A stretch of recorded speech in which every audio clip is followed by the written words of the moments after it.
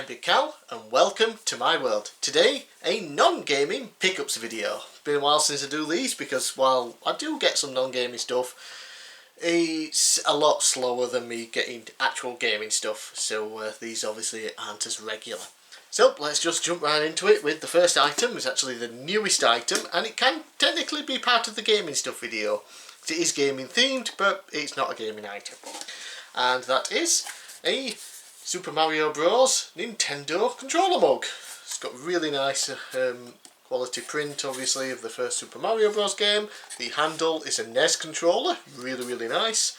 I don't really use mugs much at all, very rarely, because I don't drink hot drinks really. I don't drink tea, I don't drink coffee. The only time I ever really have a hot drink is if I've got cold or really bad or the flu or whatever and I'm drinking like Lemsip or something. But yeah, this was only £1.99 from B&M, I believe, here in the UK. So my parents went out shopping yesterday and they were in B&M getting some things, saw this and bought me it. So yay, thank you. So that's just going to go on the an old shelf somewhere, maybe over there on top of my Switch games. So next, a couple of books. Obviously during lockdown, well, playing games and watching films and stuff is good. It's also a good time to read. I've got still a bunch of books that I need to get through, but I ended up buying some new ones because I wanted to read these ones first. So first is Wrestling Autobiography, Under the Black Hat by Jim Ross, legendary commentator. Of course, still doing his job today for AEW. This is his second book. I read his first one last year, Slobber Knocker. Highly recommended. This one picks up where that one finishes. His return to commentary after another bout of Bell's palsy at WrestleMania 15 in 1999 picks up there and ends basically with, sometime last year or whatever. Really good book. Very interesting. Lots of great stories in there. Highly recommend JR's book. Both of them, in fact. And another wrestling book I've been interested in for a while, keep hearing about it, and actually recommended it to somebody else first. They bought it and then I thought, fuck it, I'm going to buy it. And now thanks to my recommendation, someone else has just bought it as well. So yeah, WCW's Downfall, essentially, in a book simply titled Nitro by the author Guy Evans. And this is highly recommended from Eric Bischoff himself, who ran WCW for most of this time period. And like a lot of books and documentaries, especially from WWE, when they talk about the downfall of WCW, it's all very much, the winner writes the history book style. And they just basically tell the story they want to tell. Oh, WCW only got popular because they stole stars from WWE. They stole Hogan, except Hogan wasn't under contract. They stole Savage. Savage wanted to leave because WWE weren't interested in having him wrestle. They stole all these other guys who contacted WCW. WCW didn't contact them. WCW offered them a guaranteed contract. Vince wouldn't do that at the time, so they were just doing what was best for business, as certain McMahon likes to say.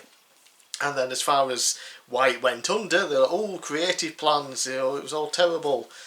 The literal reason is that after the AOL Time Warner merger, the people in charge decided they didn't want wrestling on their networks, so there was no WCW anymore.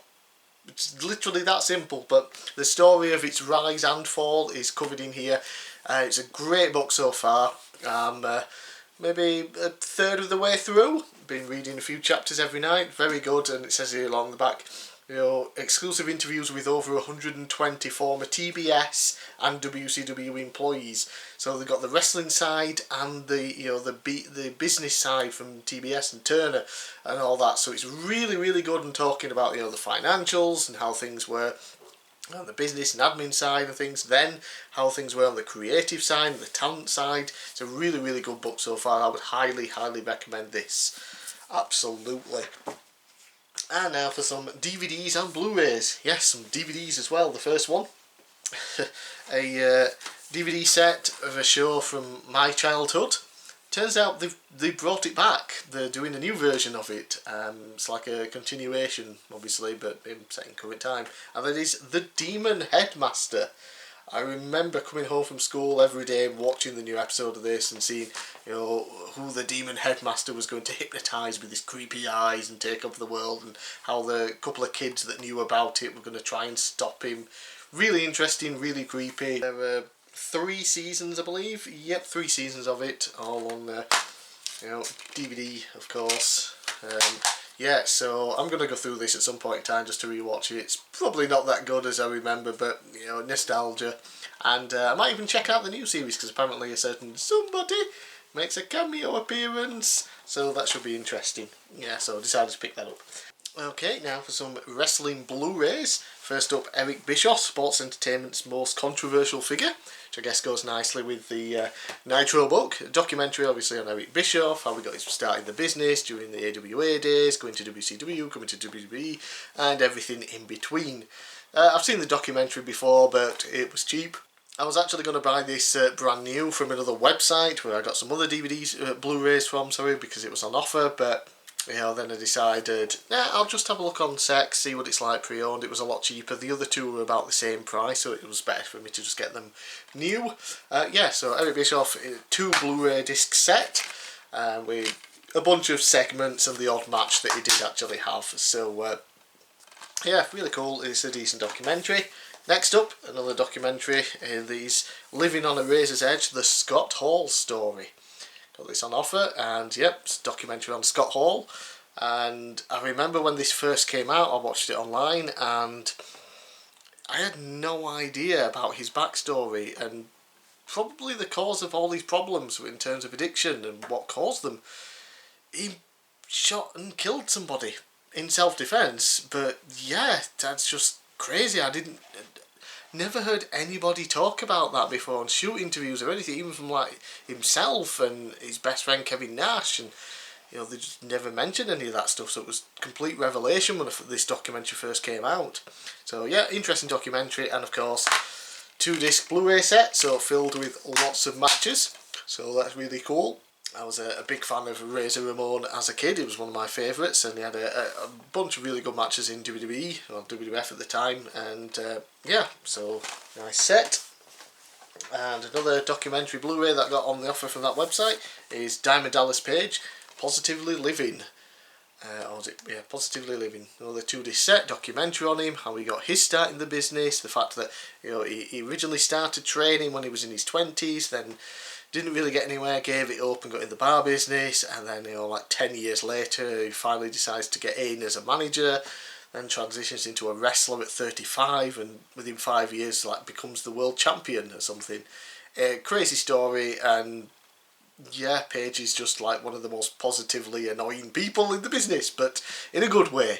And obviously with his DDP Yoga, he's helped out Scott Hall and Jake Roberts and helping them with their addictions and lose weight and get healthy and physical again. So yeah, really, really good documentary. And again, 2 discs, so lots of matches on there. As Paige was pretty underrated in the ring, I think, for a long time, so that's really good. Another Blu-ray that I've actually had for months now. Bought this just before lockdown started. It was on offer, and it's the United We Slam, the best of the Great American Bash pay-per-view. And again, 2-disc set, lots of matches from the NWA, well, Jim Crockett Promotions, and then WCW, and even I think some WWE Great American Bash matches. Is there anything from WWE? Let's see, not on that disc. Let's have a look. That was the Blu-ray. God's sake. Okay, I can't actually see any from WWE's Great American Bash on the match listings, but I might be just missing them out, so that's cool. But yeah, there's a lot of really fun matches on here. I had a blast watching a bunch when I first got it, so that was cool.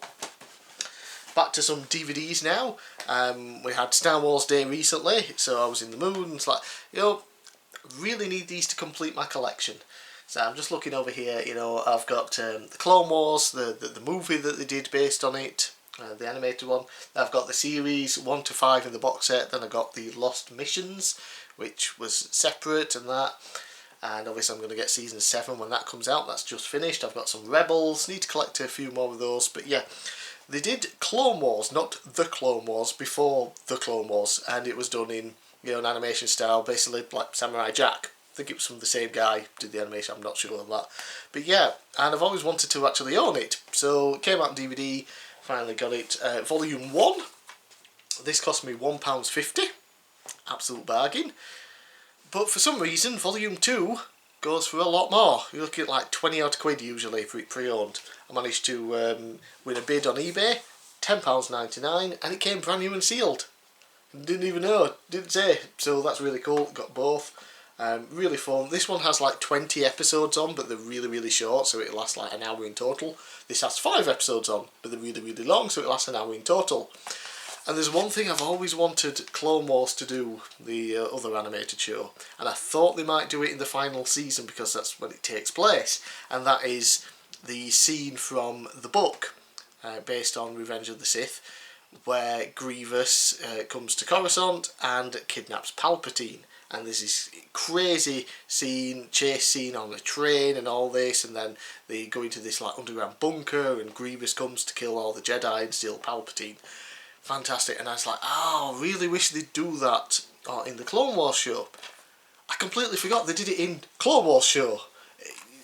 Would it have been better in the other one? Probably, but it's still really good in this one. Absolutely fantastic, so I had a ton of fun with that. There's lots of bonus features on it as well. Obviously, videos and that showing off the Clone Wars film, Revenge of the Sith, the trailers, that's what I meant to say. There's some little making of documentaries, and something I don't believe I've come across before with any film or TV show, DVD or Blu-ray. There are demo discs on these. If you put either one of these into an original Xbox, I think Volume 1 has a playable demo for Republic Commando, and Volume 2 has a playable demo for Battlefront 2. I don't think I've ever seen playable demos on regular normal DVDs before, so that was really cool to find out. Yeah, so very happy to pick up those to add to the collection. And another Star Wars DVD one I got for £1.50 again, and it was just I just saw it, it's like, oh, it's cheap, I'll pick it up, fuck it. And that is Trivial Pursuit DVD game Star Wars Saga Edition. So this comes with 2 discs for DVD questions. I had to actually order 2 of these because the first one they sent me, this is the disc part, it's obviously broken off. The second one was even worse, believe it or not. But yeah, and it also did not come with any of the cards, the question cards, and it was missing one of the dice. So finally got it. So it comes with 2 discs, comes with 2 dice. You roll 1 to decide if you're going to answer a question from the DVD or from the cards, and then the second dice is to decide which question you're going to be answering from the cards. There's all different colours, and they all line up to questions on the cards there. So for example, let's just roll the dice here. That's purple. Okay, so what Jedi Master does Chancellor Palpatine accuse of treason? So it's treason, is it? And I do believe it will be Mace Windu. So let's have a look on the back. You'll find out before me. I think it's upside down. Let's have a look. Yay, Mace Windu, I was right. I know Star Wars. Yeah, so just for £1.50, just thought it was a nice unique item to add to my ever-growing collection of random Star Wars thingamajiggies. So yeah. Right, just put that back in the old box. There we go. And lastly, some Blu-rays. We have Iron Man 3, Thor, The Dark World, Ant-Man and the Wasp, and Spider-Man, Far From Home. So, a theme with these. This one is the latest in the MCU, and these 3 are kind of, sort of, considered not very good. So basically I've been waiting to pick these up when they've been on offer, and this one's the newest one, so I'll just wait for it to come out in general. During, of course, Star Wars Day, and, well, most of the time, a lot of places have 2 Blu-rays for 15 quid with Marvel or Disney or something, so I usually buy them. And basically these are the final 4 that I need to complete my MCU Blu-ray collection. So I've finally completed that now, and just got to wait until lockdown and that's over and we finally get some new releases, like the Black Widow one will be the next one, I believe. So yeah, finally completed my MCU collection. And that is it for my non-gaming pickups video. Let me know down in the description, down in the comments below, not the description. Let me know down in the comments below what you thought of my pickups. Let me know what you've got recently, and I'll see you again next time.